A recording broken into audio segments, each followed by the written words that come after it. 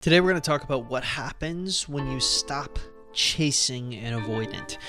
I'm going to break this down for you. Really, we're going to be looking at three specific criteria or things when we're looking at this topic as a whole, which is basically what usually happens when you stop chasing an avoidant, kind of diving into the psychology a little bit there.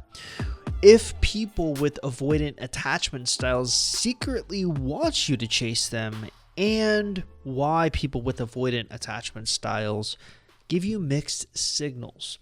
All right, so let's get started. What is it that usually happens when you stop chasing an avoidant? Well, we found that out of the four main attachment styles, avoidants tend to need more space than anyone else. They often fall into this "I want you, but go away" mentality, which can lead a lot of our clients confused as to what an avoidant really wants. And in this section of the video, I'd like to specifically talk about the psychology of why it's so important for you to stop chasing an avoidant if you want to have a happy and healthy relationship with them. First things first, though, what is an avoidant attachment style? Well, simply put, you have an avoidant attachment style if you have a very positive view of yourself and a very negative view of others. You tend to avoid conflict or intimacy in a relationship for fear of losing yourself in that relationship. And in some cases, you may actually deny the fact that you're doing this. All in all, being in a relationship with these individuals can be notoriously difficult. Now, over the years, if we've studied avoidance, we've learned exactly what works on them. For instance, avoidants usually need more space than any other attachment style, and the reasoning is simple. It makes them feel more independent and safe, which is really what they want at their core. And if you want to get really technical, we can even trace this back to their childhood. Now, according to free2attach.com, one of the best avoidant resources I've ever found, avoidants are protective of their own space and can withdraw totally, not always being present when together. Growing up, they were only able to get comfort and relief from anxiety by being alone. So they're used to being by themselves. And when upset, they don't really know how to get relief or comfort from someone without getting space from them. So their safe space is literally found in space. Now, that's a pretty simple concept to understand, but there's one fly in the ointment. Most of our clients going through breakups, coming to us trying to heal from a breakup or trying to get their exes back, tend to have anxious attachment styles. And they are on the complete other end of the spectrum. An anxious attachment style's greatest fear is this fear of being abandoned. And as a result, they derive meaning in their relationships from their closeness. So a lot of times, our work with anxious individuals is helping them recognize that they have to go against their internal programming if they want to see success with their avoidant partner. We've recently had a lot of success stories in our private Facebook support group with avoidant exes, and specifically there was an interview I did with a woman named Heather who I interviewed for close to 45 minutes, and she readily admitted that she adopted our famous "when they pull back, you pull back" mantra in regards to her ex. And after an admittedly long period of time, her ex ended up coming back to her, citing that she just got him. And the truth is, this is someone who coached with one of our coaches, Coach Anna. And Coach Anna didn't really reinvent the wheel with her. All she ended up doing was explaining the basics to her on what works with avoidance. It's kind of like teaching an anxious person how to speak an avoidant person's language so that the avoidant person feels heard. And oftentimes, that's by giving them space. But this brings up another interesting element to this. Real quick, I want to say that if you're new to this YouTube channel or you're trying to figure out what you should be doing to get your ex back and you're trying to learn if you even have a chance in your specific circumstance, probably the smartest thing for you to do is actually stop by our website, www.exboyfriendrecovery.com, or take our Ex Recovery Chances quiz that can be found at exboyfriendrecovery.com.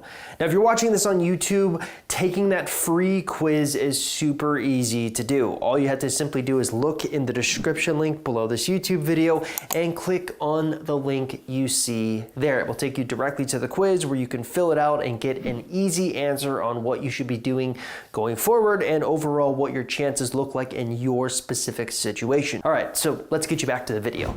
Do avoidants secretly want you to chase them? Recently, I've been talking a lot about the anxious and avoidant self-fulfilling cycle, which I think actually kind of answers this query pretty well. So here's how it works. There's basically like 8 steps to this anxious and avoidant cycle that keeps going around and around like a wheel. The avoidant thinks, I just want someone to love me. So they hook up with an anxious, attached person and think they've found someone and that their troubles are over. Then they notice some worrying things. That anxious person won't give them any space, so they start thinking of leaving. Then they actually leave. Then they're happy that they left. Then the loneliness begins to creep in. And then after they leave them, they think to themselves, why can't I ever find the right person? Which leads them right back to the beginning of the cycle thinking, well, I just want someone to love me. And around the avoidant goes. Now, it's a mistake to automatically assume that just because an avoidant isn't great with emotional intimacy, they don't want it. They do, they're just their own worst enemy when they let someone close. At the heart of every avoidant lies this really simple paradox. I want to let someone close, but not close enough to allow them to hurt me. But we're getting a bit off topic here. The ultimate thing we're trying to determine is if an avoidant actually wants you to chase them. And I think the answer to that is they do, but only on their own terms. For example, last year, we found out some really interesting facts about breakups, specifically avoidance. So after an avoidant breaks up with you, they won't miss you until they feel like there's no chance of ever reuniting with you. Why? Well, it's because that's when they feel they're safest. There's no risk of losing their independence since the two of you are already broken up. And as a result, they live with that nostalgic reverie hit. We've seen a few avoidants actually begin chasing if they're in this stage. Admittedly, that's more rare than it is common, but it does happen, which leads me to my final points. Why do avoidants often give you such mixed signals in relationships? I think the answer to this question is simple to hear but difficult to understand. It's important to remind yourself that avoidants live with this inherent contradiction in their day-to-day life.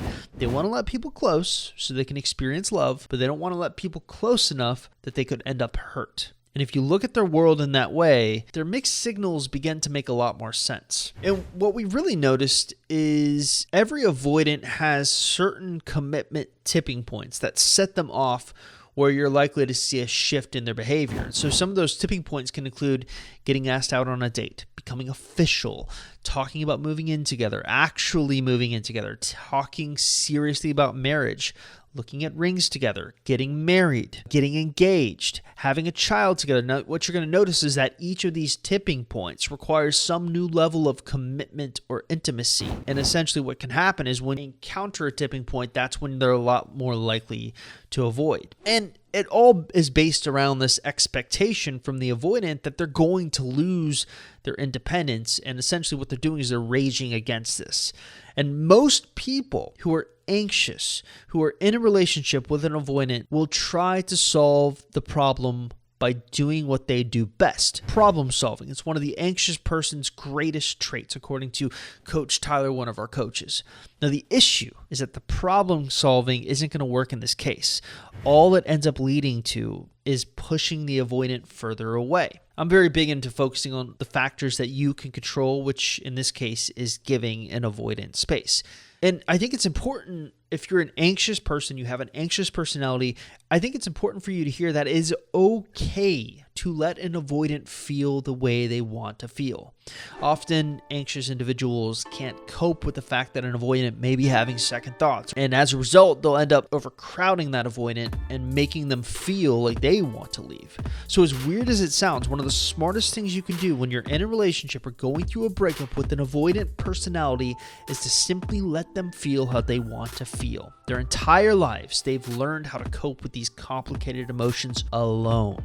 And no matter how great a love story the two of you have, you aren't going to be able to reprogram a lifetime of practice in a matter of days. So when they pull back, you pull back. It's as simple as that.